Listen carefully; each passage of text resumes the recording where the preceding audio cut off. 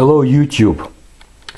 Today I want to speak about a very unusual case of a UFO sighting from the Soviet Union, actually from the city of Kiev. And through the years that have gone by since I learned about it, I've been trying to get more information. It's a complicated case, as you will see, and I'll speak more at the end of my report. It started when Boris, who was a Soviet immigrant to the United States and a scientist who lives in Chicago, alerted me to the fact that my Russian language articles dealing with UFOs and paranormal phenomenon were being compiled in a digest form and sold at the Ukrainian black markets. So we've spoken about several things pertaining to UFOs, and Boris told me that he had been witness to two separate UFO sightings. And he sent me a letter that contained description of one of the sightings, which took place in December of 1982, and the government investigation of this sighting that followed. And I want to stress the year of 1982. Those who hear my reports, watch my videos and books, know the significance of that year for the Soviet Union, especially for the armed forces and the UFO investigation. So what I'll present now is a slightly abridged version of the letter report. And please remember, those who know UFO history, remember the Greek UFO wave of 1981, because I think there are some similarities. So here is what Boris told me. The incident took place in Kiev shortly before the New Year's Day. My local friends invited me to their parents who lived in Rusanovka. Rusanovka is a suburb of Kiev. It's a very beautiful area, reminds of Venice, Italy. The sighting occurred as we were leaving my friend's parents' place. Lena had forgotten her cigarettes upstairs, and her husband went back to get them. At that time, a man came running past us at an incredible speed for his large size, pointing to the sky. We looked up and we saw it. The object was passing over Kiev with an unhurried grace, not very high from the ground, and it was stunningly beautiful. Its shape looked somewhat like a mushroom. As we recalled later, its length was about 360 meters. The cap was located in the nose cone, that is, in the frontal section of the object. It seemed to us as if the cap itself was the propulsion engine.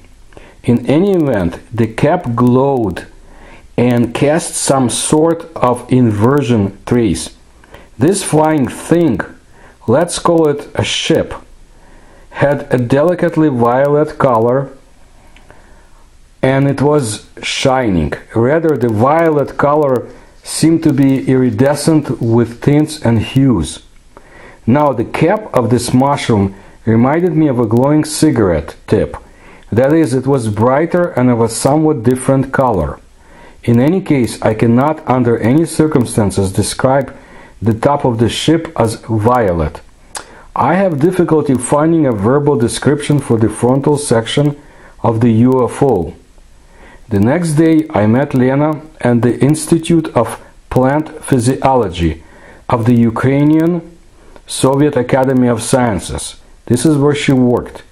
We told everybody and anybody who would listen about our sighting, but nobody would believe us. And then, quite unexpectedly, we received a documentary confirmation of our tale. Chervony Prapor, a local newspaper, published a brief news report which confirmed our sighting. The newspaper also informed the readers that the object was detected by radars of both of Kiev's airports. And in that report, a telephone number was provided. A combined team from the Academy of Sciences was very much interested in talking to witnesses about the UFO. Lena and I contacted the team. In a few days, a group of people had arrived at the institute. They were quite interested. I had to converse with a young man who looked very fit and who possessed a square jaw, muscular figure, and sharp gaze underneath his straight brows. He looked like a classic movie villain, and that's what he turned out to be. The first question he asked me had nothing to do with the UFO. He asked me what I was doing at that laboratory, since my командировочное удостоверение, or warrant for traveling on official business, was issued for another place. I had no secrecy access at the laboratory. I was stunned by such beginning to our friendly conversation and asked the young man whether he was more interested in my status quo or the details of my sighting. He tried to convince me that he was interested in everything. We could not reach a meeting of the mind, so I told him to go to hell. For some reason, the KGB representative liked it. He ceased trying to find out whether I was a spy and called in a second member of the team, a young woman, and they proceeded with genuine inquiry of a witness to a UFO sighting. It was a very tough questioning. We quickly established the direction of the UFO's flight, its speed and angles to the horizon, but the color range I had described drove them up the wall, for no one else had described the UFO the way I did. Although I tried to explain to them that their task was to collect information and not whether to believe or disbelieve a witness, they refused to believe me. At the end of our conversation, they reluctantly agreed that I was somewhat correct because Lena gave them a description of the color range. Thus, the truth prevailed, regardless of the comrades from the combined team, who, I am convinced, were the KGB. Or perhaps they had conducted the conversation in that manner on purpose, having classified me into some group of those questioned that I am not aware of.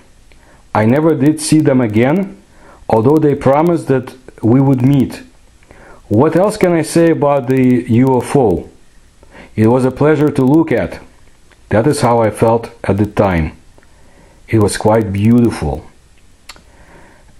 When I published my findings years ago about this case, I said that this letter is perhaps another confirmation of an opinion which was voiced by such prominent Russian ufologists as Anatoly Listratov, that the government authorized entities empowered to study the UFO phenomena in the former USSR were actually there to hinder rather than promote genuine research. But you see, years have gone by, and I try to find out more about this case. It shouldn't be one of the most complicated cases on surface, but I think the more you look into it, the more unusual the case is. Definitely the KGB would have been involved as part of the 10th Directorate, meaning they had a duty to protect government installations and secret facilities. And that's why the team could have been KGB. But I believe that what Boris was dealing with was part of the Setka program, the one that I had described before, who was very active in 1982 when the Soviet Union basically was beset by UFOs and USOs. And Kiev, of course, you know, was a very important city, capital of Ukraine, with a number of high-level institutes. And I am curious whether Elena's employment at the Institute of Plant Physiology had more to do with the questioning than seems to be.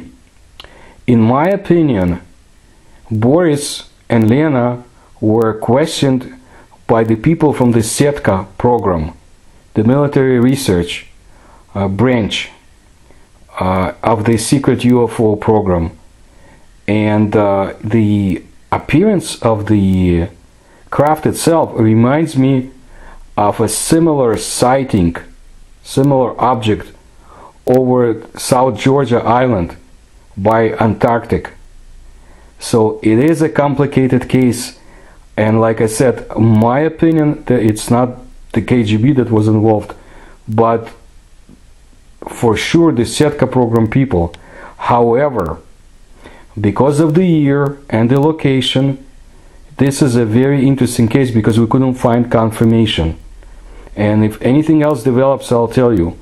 But it was an unusual object, it was in an unusual setting, and even the way Boris was questioned as a scientist was quite unusual.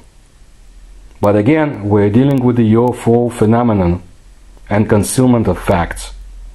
Thank you.